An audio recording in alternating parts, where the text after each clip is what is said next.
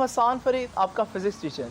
Students, आप लोगों को मालूम है कि हम इलेक्ट्रिक फोर्स को भी डिस्कस कर चुके हैं, इलेक्ट्रिक फील्ड को भी डिस्कस कर चुके हैं। आज हमारे पास एक नया कॉन्सेप्ट है जिसे हम कहते हैं इलेक्ट्रिक फ्लक्स। अब ये क्या चीज़ है और इसका क्या फ़ायदा है, ये हम जानेंगे आज के लेक्चर में। स्टूडेंट्स, तो आज स्टार्ट करते हैं आज का लेक्चर। स्टूडेंट्स, इलेक्ट्रिक फ्लक्स को जानने से पहले आपको इलेक्ट्रिक फील्ड का पता होना ज़रूरी है। आपको मैंने बताया था कि जब भी एक चार्ज आपके पास मौजूद हो तो उस चार्ज के गिर्द जो है वो एक फील्ड होता है, जिसको मैं समटाइम इस तरह से लाइंस की फॉर्म में शो करता हूँ। ये जो फील्ड है ये इलेक्ट्रिक फील्ड है और ये जो लाइंस हैं ये इलेक्ट्रिक फील्ड लाइंस हैं। अब मैं अगर देखना चाहूँ कि किसी जगह से इलेक्ट्रिक फील्ड लाइंस कितनी पास कर रही हैं, इस चीज़ को जज करने के लिए मैं क्या करूँगा, मैं एक एरिया लूँगा और उस एरिया को उस जगह पर रख दूँगा। अब जब मैं उस जगह पर रखूँगा तो कुछ ना कुछ फील्ड लाइंस तो पास होंगी। जितनी फील्ड लाइंस वहाँ पर पास होंगी मैं कहूँगा ये इस एरिया में से गुजरने वाला फ्लक्स है। और क्योंकि मैं किसकी क्वांटिटी मेजर कर रहा हूँ, इलेक्ट्रिक फील्ड लाइंस की तादाद मेजर कर रहा हूँ, तो इसलिए इस फ्लक्स को मैं इलेक्ट्रिक फ्लक्स बोलूँगा। तो अगर हम यहाँ से देखें, इलेक्ट्रिक फ्लक्स क्या बताता है? इलेक्ट्रिक फ्लक्स बताता है कि किसी भी फील्ड की कितनी अमाउंट एक जगह से पास कर रही है। इसी एरिया को अगर मैं थोड़ा सा दूर ले जाऊं तो आप देखेंगे अब यहाँ पर कुछ और नंबर ऑफ लाइंस जो हैं वो पास कर रही हैं। तो अब मैं कहूँगा कि यहाँ पर इलेक्ट्रिक फ्लक्स उसी एरिया में से कुछ और है। तो इलेक्ट्रिक फ्लक्स क्या होता है कि किसी एरिया में से कितनी इलेक्ट्रिक फील्ड लाइंस पास कर रही हो। स्टूडेंट्स, आपको ये बात जो है बुक ने एक डायग्राम में भी दिखाई होगी और अगर आप इस डायग्राम में देखें तो यहाँ पर अगर आप ये एरिया देखें तो इसमें से फ्लक्स जो है वो ज़्यादा पास कर रहा है क्योंकि ज़्यादा लाइंस हैं। और अगर आप इसी एरिया को दूसरी जगह पर देखें तो वहाँ पर आप देख रहे हैं कि हमारे पास लाइंस क्योंकि कम पास करी हैं, तो मैं कहूँगा यहाँ पर फ्लक्स जो है, इलेक्ट्रिक फ्लक्स जो है वो कम होगा। तो व्हाट इज़ इलेक्ट्रिक फ्लक्स? हम यहाँ से इलेक्ट्रिक फ्लक्स की डेफिनेशन कर सकते हैं कि इलेक्ट्रिक फ्लक्स क्या होता है कि it is defined as number of electric field lines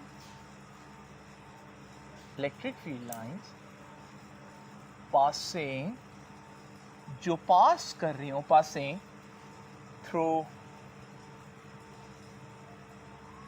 an area, जो किसी एरिया में से पास कर रही हो, through an area held perpendicular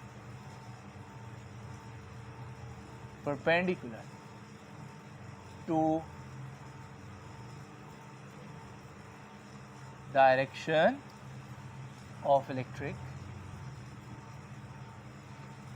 field lines. ये है हमारे पास सादा कॉन्सेप्ट कि ये क्या होता है electric flux. It is number of electric field lines passing through an area held perpendicular to direction of electric field lines. Now students, आप लोग देख रहे हैं कि हमारे पास इलेक्ट्रिक फ्लक्स की डेफिनेशन तो हम लोगों ने लिख लिया। अब यहाँ बच्चे क्या पूछते हैं कि सर क्या फ्लक्स सिर्फ इलेक्ट्रिक फ्लक्स ही हो सकता है, क्या किसी और चीज़ का फ्लक्स नहीं हो सकता? बिल्कुल हो सकता है स्टूडेंट्स। फ्लक्स जो है ना वो किसी भी वेक्टर फील्ड के लिए हो सकता है। जैसे इलेक्ट्रिक फील्ड एक वेक्टर फील्ड है, तो उसका अगर आपने फ्लो देखना है किसी भी पॉइंट पर कि कितना फील्ड वहां से पास कर रहा है, तो आप इलेक्ट्रिक फ्लक्स फाइंड आउट कर लेंगे। लेकिन जस्ट इमेजिन करें, क्या हम लोगों ने मैग्नेट्स नहीं पढ़े? मैग्नेट्स के गिर्द भी तो एक फील्ड होता है, ये भी एक वेक्टर फील्ड है क्योंकि इसकी डायरेक्शन होती है, लेकिन इसको हम कहते हैं कि ये मैग्नेटिक फील्ड लाइंस हैं। अब ज़रा इमेजिन करें, इन मैग्नेटिक फील्ड लाइंस में भी अगर आप एक एरिया रखें तो आप देखेंगे कि इस एरिया में से कितनी फील्ड लाइंस पास करेंगी। ये इस फील्ड का फ्लक्स है क्योंकि फील्ड कौन सा है? Magnetic field. तो इस फ्लक्स को क्या बोलेंगे कि ये मैग्नेटिक फ्लक्स है। तो फ्लक्स बेसिकली आज के आर्टिकल से रिलेटेड नहीं है, हर वेक्टर फील्ड का कोई फ्लक्स होता है। जब भी आपने किसी वेक्टर फील्ड का फ्लो देखना हो किसी रीजन में, किसी जगह पर कितना है, तो आप फ्लक्स का सहारा लेते हैं। तो स्टूडेंट्स, आप लोगों ने देखा कि फ्लक्स जो है वो सिर्फ इलेक्ट्रोस्टैटिक से रिलेटेड नहीं है, बल्कि एक जनरल कॉन्सेप्ट है जिसको हम यहाँ पर भी इस्तेमाल करेंगे। आप सोच रहे होंगे कि अगर ये क्वांटिटी है तो इसका कोई ना कोई सिंबल तो होगा, तो डेफिनेटली वो सिंबल मैं आपको बता देता हूँ।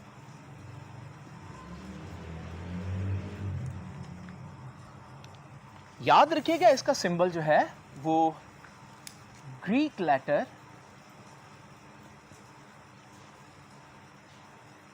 होता है जिसको हम बोलते हैं फाई, और इसके साथ छोटा सा ई लिखेंगे। फाई फ्लक्स को शो करेगा, ये ई इलेक्ट्रिक फ्लक्स को शो करेगा, क्योंकि फ्लक्स तो और भी वेक्टर फील्ड्स के हो सकते हैं। स्टूडेंट्स याद रखिएगा, ये जो ग्रीक लेटर हम यूज़ करते हैं बार बार आते हैं। आपको मालूम है हमारी जो जनरल लैंग्वेज है वो इंग्लिश होती है, तो उसमें आपको पता है अल्फ़ाबेट्स होते हैं, हर लैंग्वेज में अल्फ़ाबेट्स होते हैं। बिल्कुल इसी तरह से हमारे पास जो ग्रीक लैंग्वेज है उसके भी अल्फ़ाबेट्स कुछ इस तरह से थे। और ये जो अल्फ़ाबेट्स हैं अगर आप देखें तो ये alpha, beta, gamma, delta, theta, eta, ये मतलब डिफरेंट है। उन्हीं में आपको ये फाई भी दिख रहा है। तो ये हमारे पास जो फाई है ये ग्रीक लेटर है, ये ग्रीक अल्फ़ाबेट था। क्योंकि अब ग्रीक अल्फ़ाबेट जो है वो ज़्यादा यूज़ नहीं होते इंग्लिश में, तो हम उनको एज ए सिंबल यूज़ कर लेते होते। नाउ स्टूडेंट्स, ये तो हमें पता चल गया कि इसका सिंबल क्या है। अब आप सोच रहे होंगे कि इसका फार्मूला क्या होगा, तो इसका फार्मूला जो है ना वो मैं आप लोगों को बताता हूँ।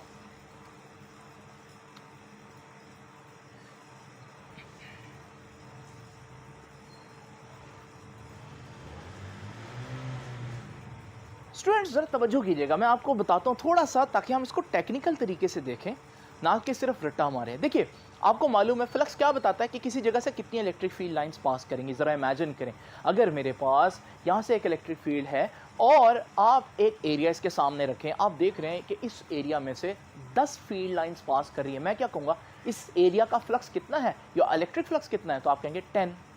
नाउ स्टूडेंट ज़रा इमेजिन करें, अगर वहाँ पर चार्जेस स्ट्रॉन्ग हो तो आपको पता है फील्ड भी स्ट्रॉन्ग होगा। अब जब फील्ड आप स्ट्रॉन्ग करेंगे तो आपको मालूम है ज़्यादा नंबर ऑफ लाइंस उतने ही एरिया में आ जाएंगी। तो अब आप देखेंगे तो उस एरिया में से ज़्यादा फील्ड लाइंस पास कर रही हैं। अब आप कहेंगे भाई इलेक्ट्रिक फ्लक्स ज़्यादा हो गया, जिस इस एग्जांपल में 20 हो गया। तो आपने देखा कि इलेक्ट्रिक फ्लक्स एक चीज़ किस पर डिपेंड कर रहा है, ई पर, यानी कि इलेक्ट्रिक फील्ड वहाँ पर कितना स्ट्रॉन्ग है। जितना स्ट्रॉन्ग ज़्यादा होगा उतना हमारे पास वहाँ पर फील्ड लाइंस की तादाद ज़्यादा होगी, उतना उस एरिया में से ज़्यादा फील्ड लाइंस पास करेंगे, हैंस फ्लक्स ज़्यादा हो जाएगा। तो आप लोगों ने देखा कि किस पर डिपेंड कर रहा है फ्लक्स। मैं यहाँ साइड पर लिख देता हूँ क्योंकि ये सिर्फ समझाने वाली बात है कि एक तो आप देख रहे हैं कि इलेक्ट्रिक फील्ड लाइन किस पर डिपेंड कर रहा है, इलेक्ट्रिक फील्ड पर, इलेक्ट्रिक फील्ड की इंटेंसिटी पर। नाउ स्टूडेंट्स, दूसरी क्या चीज़ है जिस पर ये फ्लक्स डिपेंड करेगा, ज़रा इमेजिन करें, वही सिनेरियो दोबारा से देखिए। ये हमारे पास कुछ फील्ड लाइंस है जो इस एरिया में से पास कर रही हैं, और हमें मालूम है कि इस वक्त जो फ्लक्स है वो 10 है, क्योंकि 10 लाइंस इस एरिया में से पास कर रही हैं। ज़रा इमेजिन करें, अगर मैं ये एरिया जो है वो छोटा कर दूँ, तो आप ज़रा देखेंगे जब एरिया छोटा कर दूंगा तो अब इसमें से कम लाइंस पास करेंगी। तो अब मैं कहूँगा इलेक्ट्रिक फ्लक्स कम हो गया। क्यों कम हो गया? क्या फील्ड को छेड़ा मैंने? नहीं, फील्ड तो वैसे का वैसा ही है, उतनी इंटेंसिटी का है। तो यहाँ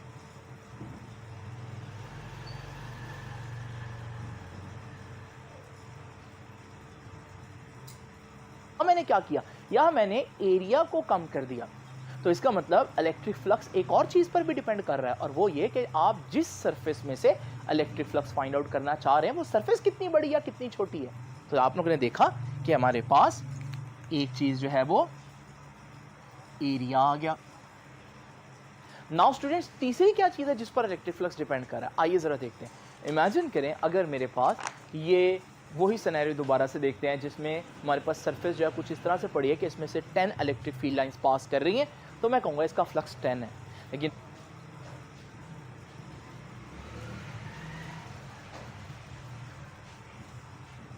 जस्ट इमेजिन करें अगर मैं इस सरफेस को थोड़ा सा टिल्ट कर दूं, थोड़ा सा बेंड कर दूं, तो आप देखेंगे कि अब इसका एंगल चेंज होने से उतनी फील्ड लाइंस अब पास नहीं कर रही, बल्कि कुछ फील्ड लाइंस जो पहले पास कर रही थी अब इस सरफेस में से नहीं जाएंगी। तो अगर आप देखेंगे कि इस सरफेस में से कितनी फील्ड लाइंस पास कर रही हैं, तो आपको पता चलेगा कम पास कर रही हैं। तो मैं कहूँगा कि फ्लक्स कम हो गया। क्या मैंने यहाँ एरिया को छेड़ा? हरगिज़ नहीं। क्या मैंने इलेक्ट्रिक फील्ड लाइंस को छेड़ा? बिल्कुल भी नहीं। तो मैंने यहाँ किस वेरिएबल को चेंज किया जिसकी वजह से इलेक्ट्रिक फ्लक्स चेंज हो गया? तो आपने देखा मैंने एंगल चेंज कर दिया है उस सरफेस का, कि जिस सरफेस से इलेक्ट्रिक फ्लक्स हमने फाइंड आउट करना था। तो स्टूडेंट्स, इसका मतलब एक तो ई आ गया, ए आ गया, और तीसरी चीज़ जिस पर डिपेंड करेगा वो है एंगल। अब वो मैं जब एंगल की बात करूँगा तो आपको पता खाली एंगल तो नहीं आता, या एंगल का साइन आता है या कॉज आता है। यहाँ पर हम जो है वो कॉज लेंगे, उसकी वजह मैं अभी आप लोगों को आगे चल के बताऊँगा। तो आप लोगों ने देखा कि फार्मूला वैसे तो हम वैसे याद कर सकते कि फार्मूला क्या है, लेकिन अगर हम थोड़ा सा टेक्निकली देखें कि किन फैक्टर्स पर डिपेंड करता है, तो हमें खुद ही फार्मूला पता चल जाएगा कि क्या होगा। तो स्टूडेंट्स, इसका फार्मूला फिर क्या हुआ कि मैं थोड़ा सा फासला रख के लिख रहा हूँ क्योंकि अभी आप लोगों को वजह पता चलेगी। तो इसका फार्मूला है फ्लक्स का ई ए कॉस थीटा। ये है हमारे पास फ्लक्स का फार्मूला, जिसमें हमारे पास इलेक्ट्रिक फील्ड भी आ गई, हमारे पास एरिया भी आ गया क्योंकि फ्लक्स उस पर भी डिपेंड कर रहा है, और हमारे पास कॉस थीटा क्योंकि एंगल पर भी फ्लक्स डिपेंड कर रहा है। अब जरा इमेजिन करें स्टूडेंट्स, ये जो हमारे पास फार्मूला है, इस फार्मूला में ये ई ए कॉस थीटा को जरा फोकस करें। आप लोगों को याद है मैंने चैप्टर नंबर 2 फर्स्ट ईयर में बताया था कि ए डॉट बी, दो वेक्टर्स का डॉट प्रोडक्ट किसके बराबर होता है? A B cos theta. ये तो बड़ी डॉट प्रोडक्ट की बड़ी सिंपल सी बात है जो मैंने आप लोगों को चैप्टर नंबर 2 फर्स्ट ईयर में बताई। तो A dot B A B cos theta के बराबर होता है। जरा इमेजिन करें अगर किसी ने ए बी कॉस थीटा लिखा हो तो फिर मैं उसको वापस रिवर्स में कह सकता हूं ए बी कॉस थीटा किसके बराबर होगा? A dot B. आप देख रहे हैं कि मैं दोनों बातें कह सकता हूं, A dot B A B cos theta के बराबर है या A B cos theta A dot B के बराबर है। स्टूडेंट जरा तवज्जो कीजिएगा, अगर ए बी कॉस थीटा की बजाय ई ए कॉस थीटा हो तो फिर मैं इसको भी कह सकता हूं कि क्योंकि ये ए बी कॉस थीटा था तो ए डॉट बी है, तो ये ई ए कॉस थीटा है, तो इसको मैं क्या कह सकता हूं? इसको मैं कह सकता हूं ई डॉट ए। असल में मैं इसको ऊपर क्यों लिख रहा हूं? क्योंकि आपकी बुक ने इसको पहले लिखा है, इस वजह से मैं आप लोगों के सामने यहां पर इसको शो कर रहा हूं। ये है हमारे पास फ्लक्स का एक और फॉर्मूला। तो याद रखिएगा स्टूडेंट्स, फ्लक्स को हम डॉट की फॉर्म में भी लिख सकते हैं कि ये दो वेक्टर्स का डॉट है। जरा तवज्जो कीजिएगा, यहां से मैं लिख देता हूं कि mathematically it can B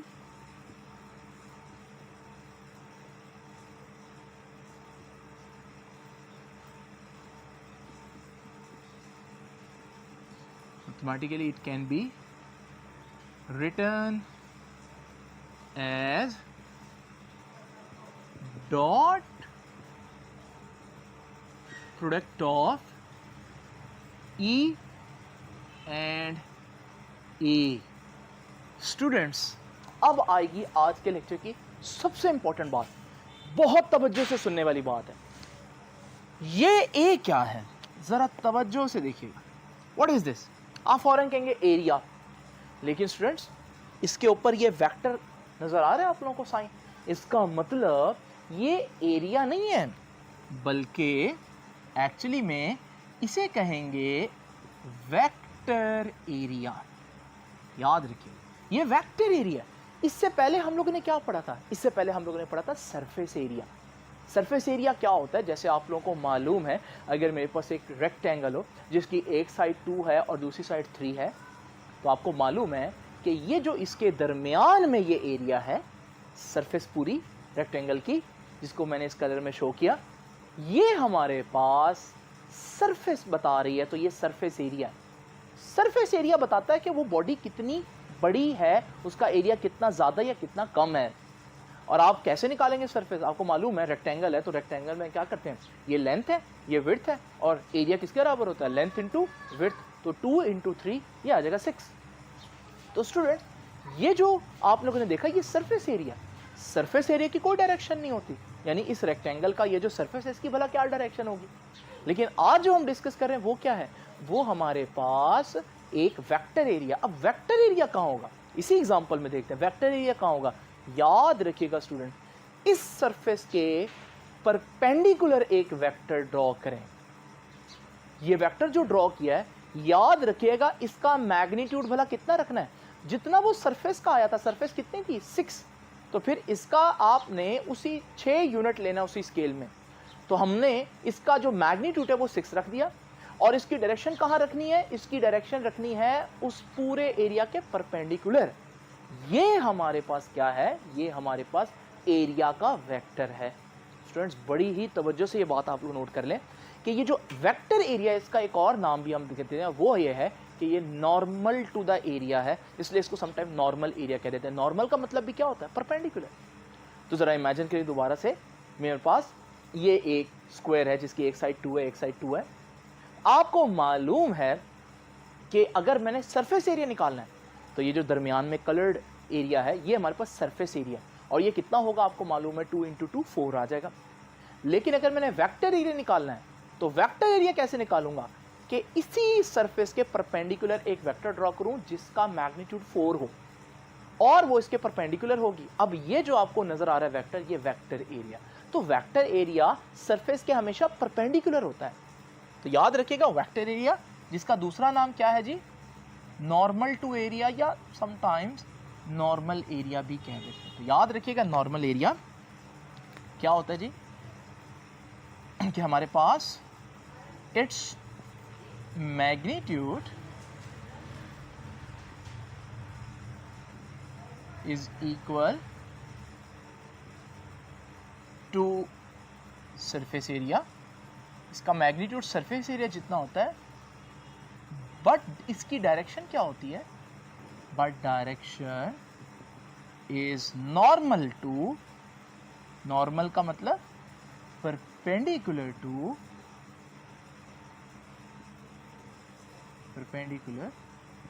to surface area. तो याद रखिएगा ये हमारे पास वेक्टर एरिया होता है। याद रखिएगा अगर आपको एरिया के ऊपर वेक्टर का निशान नजर आ जाए तो हमारे पास वेक्टर एरिया कहलाएगा। नाउ स्टूडेंट्स, आप लोग देख सकते हैं कि यहाँ पर ये दोनों वेक्टर्स हैं और इनका डॉट लेंगे तो हमारे पास इलेक्ट्रिक फ्लक्स आ जाएगा। लेकिन एक बहुत बहुत इंपॉर्टेंट कि इलेक्ट्रिक फ्लक्स कैसी क्वांटिटी है।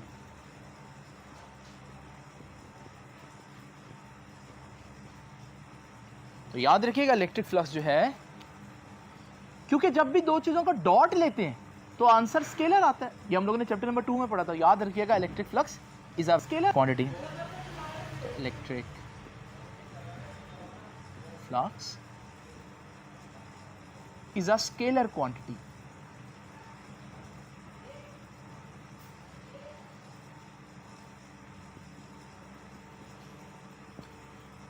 Now students, इसके इंट्रोडक्शन की आखिरी बात कि इसका यूनिट क्या होगा। याद रखिएगा इलेक्ट्रिक फ्लक्स का यूनिट हमेशा फार्मूला से निकलता है। अगर आप यहां पर देखें, इसका जो फार्मूला इलेक्ट्रिक इंटेंसिटी का वो मैं आपको पहले बता चुका हूं, वो है न्यूटन पर कूलम। और एरिया का यूनिट क्या होता है, मीटर स्क्वायर। ये है इसका यूनिट। तो याद रखिएगा स्टूडेंट्स, न्यूटन मीटर स्क्वायर पर कूलम जो है वो इलेक्ट्रिक फ्लक्स का यूनिट है। स्टूडेंट्स, ये तो हो गया इलेक्ट्रिक फ्लक्स का सारा इंट्रोडक्शन, जिसमें हमने उसका डेफिनेशन, उसका फार्मूला, और हम लोगों ने फार्मूला के अंदर इंपॉर्टेंट चीज़ कि यह वेक्टर एरिया और स्केलर एरिया एक चीज़ नहीं है। और याद रखिएगा ये जो हमारे पास थीटा है ना, इसके बारे में भी एक बात याद रखना, ये थीटा किस किस के दरमियान एंगल है। थीटा इज एंगल बिटवीन, जिन दो चीज़ों का डॉट लेते हैं उन्हीं के दरमियान होता है एंगल। और किन दो चीज़ों का डॉट है, इलेक्ट्रिक इंटेंसिटी या इलेक्ट्रिक फील्ड और एरिया नहीं बोलना, वेक्टर एरिया के दरमियान। तो theta is angle between electric field and vector area. तो एंगल यहां पर सरफेस के साथ नहीं लेंगे, क्योंकि ये वेक्टर एरिया है, तो हम एंगल जो है वो वेक्टर एरिया के साथ लेंगे। और वेक्टर एरिया कैसे बनाना है वो मैंने आपको बता दिया। हमें क्वांटिटी भी पता चल गई कि स्केलर क्वांटिटी है, यूनिट भी पता चल गया। अब हम डिस्कस करेंगे इलेक्ट्रिक फ्लक्स के 3 इंपॉर्टेंट केसेस। आइए जरा देखते हैं वो केसेस क्या हैं।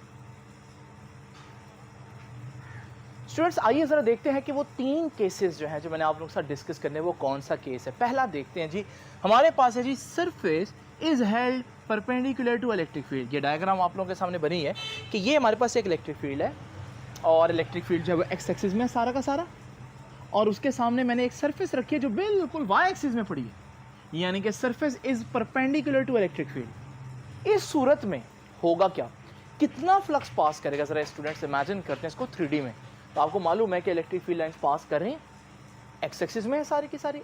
अगर आप इन इलेक्ट्रिक फील्ड लाइंस के बिल्कुल परपेंडिकुलर एक सरफेस रखें तो आपने इलेक्ट्रिक फील्ड लाइंस की मैक्सिमम तादाद को उसमें से पास करवाने की कोशिश की, क्योंकि जब आप किसी को परपेंडिकुलर रखेंगे सरफेस को तो फिर उसमें से मैक्सिमम जितनी लाइंस पास कर सकती है वो करेंगी। तो इसका मतलब ये हुआ कि इस पोजीशन में आप लोग कहेंगे कि फ्लक्स क्या होगा, मैक्सिमम होगा। Maximum number of electric field lines will pass through that area. तो इसको मैं कह सकता हूं कि surface is held perpendicular to electric field, तो मैं कहूंगा कि in this case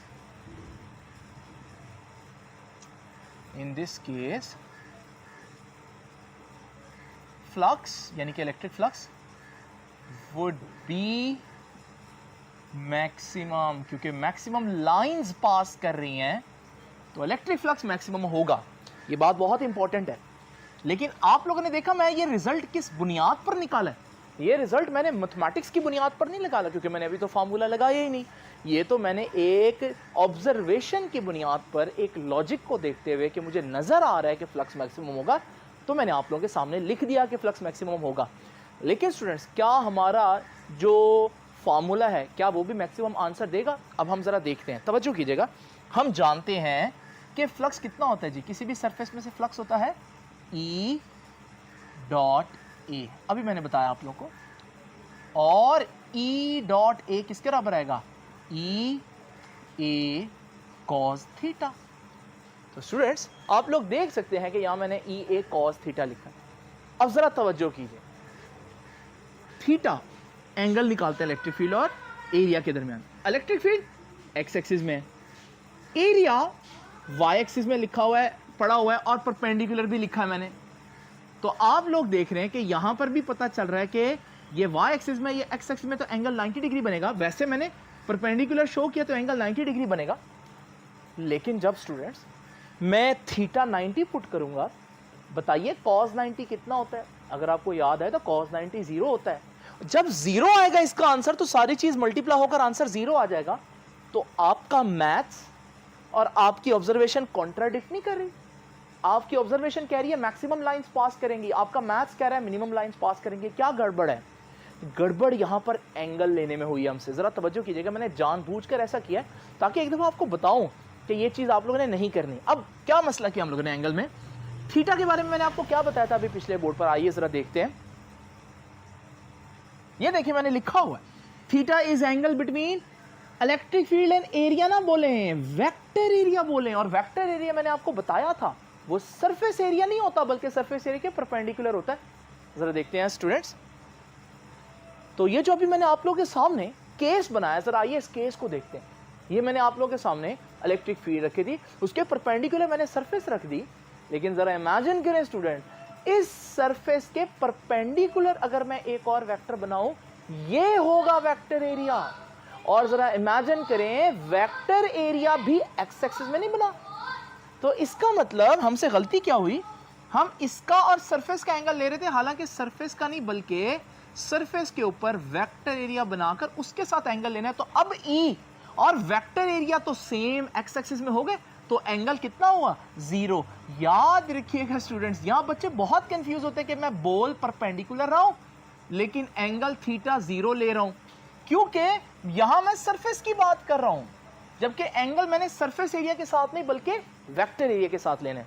now students, जब एंगल 0 होगा तो आपको मालूम है फ्लक्स फिर किसके बराबर आएगा? E A cos 0। और cos 0 कितना होता है? 1। तो क्या रह जाएगा बाकी? E A। तो ये है स्टूडेंट्स हमारे पास फ्लक्स का जो आंसर है। याद रखिएगा हमारे पास ये मैक्सिमम आंसर आ रहा है। एक और बात यहां पर देखिए स्टूडेंट्स, आप लोगों ने देखा कि इस इक्वालिटी के साइन से पहले ये जो A है इसके ऊपर वेक्टर का निशान है, ये वेक्टर एरिया है। लेकिन इस इक्वालिटी के साइन के बाद वाला जो A है उसके ऊपर वेक्टर का निशान नहीं है, ये सरफेस एरिया है। और यही वो A है जो यहां पर भी है और यहां पर भी है। तो ये जो A एंड पर आया ये सरफेस एरिया का A है, ये वेक्टर एरिया का A नहीं है। और याद रखिएगा सरफेस तो परपेंडिकुलर थी, तो इसके साथ एक छोटा सा साइन आपको नजर आएगा इस तरह का, ये परपेंडिकुलर को शो करने का साइन आता है। तो याद रखिएगा यहां पर परपेंडिकुलर कह रहा हूं, हालांकि ऊपर 0 डिग्री पुट कर रहा हूं। तो अब इसका फर्क आप लोगों को मैंने बता दिया, ये बार बार इस्तेमाल होगा तो आप लोगों ने कंफ्यूज नहीं होना। नाउ स्टूडेंट्स जरा तवज्जो कीजिएगा, केस नंबर 2 देखते हैं। केस नंबर 2 है कि सरफेस पैरेलल है इलेक्ट्रिक फील्ड जो है उसके।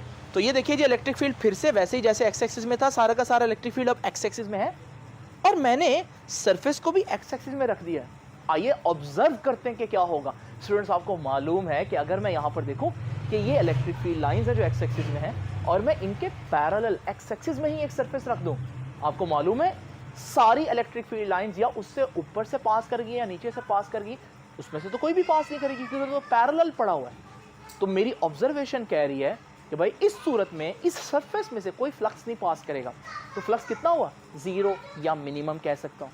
तो अब फ्लक्स आपने देखा कि 0 हुआ इस केस में। आइए देखते हैं क्या मैथमेटिक्स ये कह रही है। अब अगर हम गलती करेंगे तो क्या करेंगे, ये देखिए मैंने बोल दिया पर पैरेलल, तो आप क्या कहेंगे, पैरेलल का मतलब क्या होता है, 0 डिग्री। और जब आप इसी फार्मूला में 0 पुट करेंगे तो cos 0 तो 1 आता है और आपका आंसर मैक्सिमम आ जाएगा। हालांकि ऑब्जर्वेशन कह रही है कि कोई फील्ड लाइन इसमें से पास नहीं करनी, यहां पर भी वही मिस्टेक करेंगे हम। तो इसलिए आप लोग याद रखिएगा, आप पहले इस सरफेस एरिया के परपेंडिकुलर एक वेक्टर एरिया ड्रॉ करें। ये जो आपने वेक्टर एरिया ड्रॉ किया है, आपने इसके साथ एंगल लेना है। तो जरा देखते हैं क्या एंगल बनता है। ये इलेक्ट्रिक फील्ड लाइन है, ये ऐसे जा रही है इलेक्ट्रिक फील्ड लाइन। तो आपने देखा कि जब ये ऐसे जा रही थी इसने क्या एंगल बनाया, इसने 90 डिग्री बनाया। तो स्टूडेंट्स यहां से हमें आइडिया हो गया कि हमारे पास इलेक्ट्रिक फील्ड और वेक्टर एरिया आपस में 90 डिग्री है।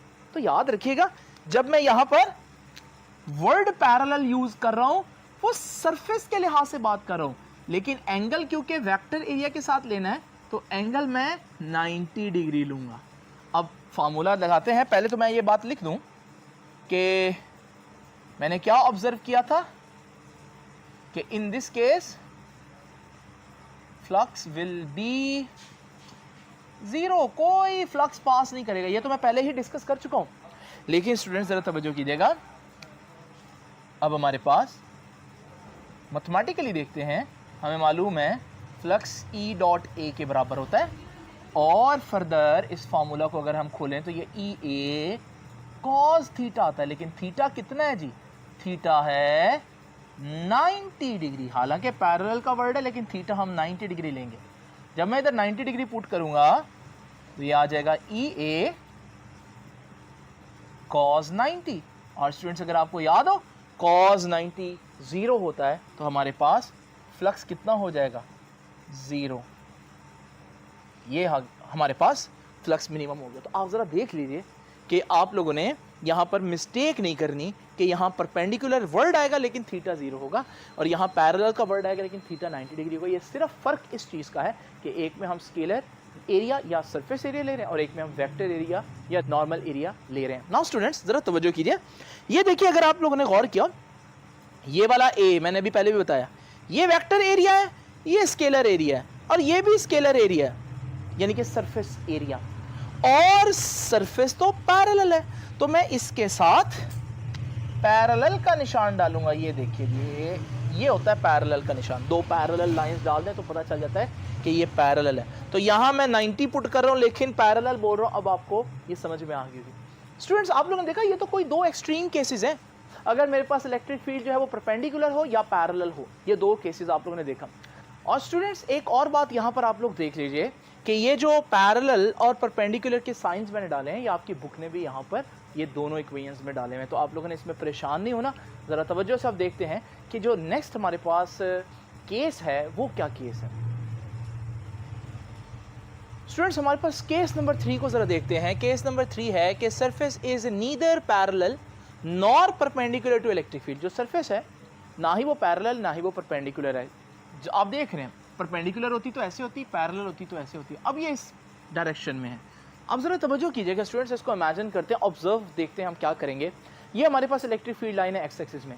ज़रा इमेजिन करें अगर मैं एक सरफेस बिल्कुल परपेंडिकुलर रखूं तो आप लोग देखेंगे कि इसमें से बहुत सी लाइंस पास करेंगे। तो हम देखेंगे कि यहाँ पर फ्लक्स मैक्सिमम होगा। और अगर मैं पैरेलल रख दूँ सरफेस तो आप लोग देखेंगे कि कोई लाइन नहीं पास करेगी, तो फ्लक्स मिनिमम हुआ। लेकिन अगर मैं ये सरफेस किसी एंगल पर रखूं तो आप देखेंगे अब फ्लक्स ना उतना मैक्सिमम है जितना पहले था, लेकिन ना ही ज़ीरो है, बल्कि अब ये दरमियान में है, कुछ लाइंस पास कर रही हैं।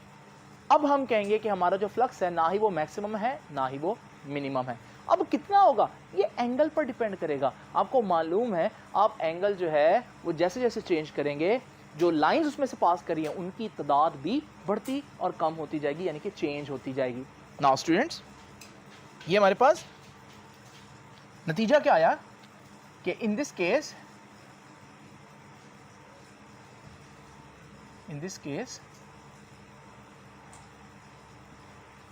flux is neither maximum, ना ही मैक्सिमम होगा, नॉर मिनिमम, और ना ही फ्लक्स मिनिमम होगा। तो फिर कितना होगा? फिर तो ये एंगल पर डिपेंड करेगा। It can be given by, तो फिर हम उसको किस फॉर्मूला से देंगे जी? It can be given by flux is equal to E dot A, और ये बन जाएगा ई ए कॉस थीटा। फिर हमारे पास जो एंगल होगा, क्योंकि एंगल तो फिर कई किस्म के हो सकते हैं, जितना मर्जी रख लें आप, तो उस हिसाब से फ्लक्स होगा हमारे पास। स्टूडेंट्स, ये था हमारा आज का लेक्चर। आप लोगों ने देख लिया कि हम लोगों ने तीनों केसेस जो है वो बहुत डिटेल में डिस्कस कर लिए। एक आखिरी बात जो मैं आप लोगों को बताऊंगा वो बहुत ध्यान से आप लोगों ने सुननी है। वो एक छोटा सा MCQ है, और वो ये है कि at what angle flux is half of its maximum value.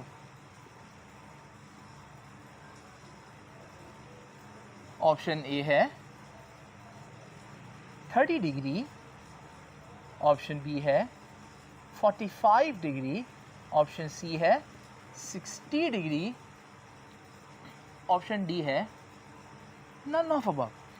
Students, ये MCQ मैं जानबूझकर आप लोगों को बता रहा हूँ ताकि आप लोगों को एक बात हमेशा याद रहे जो मैं इसमें भी करूँगा। ज़रा तवज्जो कीजिए।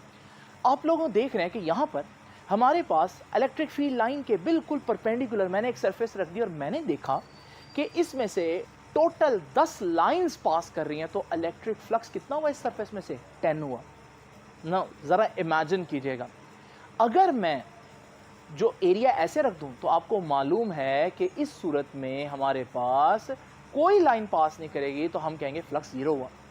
यानी मैक्सिमम फ्लक्स 10 है अगर इस तरह से रखा जाए, और मिनिमम फ्लक्स 0 है। अगर मैं कहूं फ्लक्स मैक्सिमम का हाफ कब होगा, यानी कि मैक्सिमम कितना था 10, तो 5 कब होगा? अब बच्चे कहते हैं कि यार इस कंडीशन में 0 है, इस कंडीशन में फ्लक्स 10 है, तो अगर मैं बिल्कुल दरमियान में रखूं यानी 45 डिग्री पर, तो फिर हमारे पास जो है वो फ्लक्स 5 होगा। आइए ज़रा करके देखते हैं स्टूडेंट्स। ज़रा इमेजिन करें अगर मैं यहाँ पर 45 डिग्री पर लिखूँ, तो आप लोग देखेंगे कि अभी भी फ्लक्स जो है वो 5 से ज़्यादा है। तकरीबन 7 के करीब लाइंस जो है वो इसमें से पास कर रही हैं। तो अब बच्चे क्या करते हैं? बच्चे समझते हैं अगर हमने फ्लक्स को हाफ करना है मैक्सिमम से, तो वो एंगल को हाफ कर देते हैं। हालांकि आप लोगों ने ये बात नहीं भूलनी कि इस फार्मूला में हमारे पास एंगल नहीं है बल्कि एंगल का कॉज है। तो अगर मैं कहता हूं फ्लक्स मैक्सिमम का हाफ आए, तो आपने ऐसा एंगल पुट करना है जिसका कॉज का आंसर हाफ आए, यानी कि 0.5। और याद रखिएगा कॉज 60 0.5 होता है।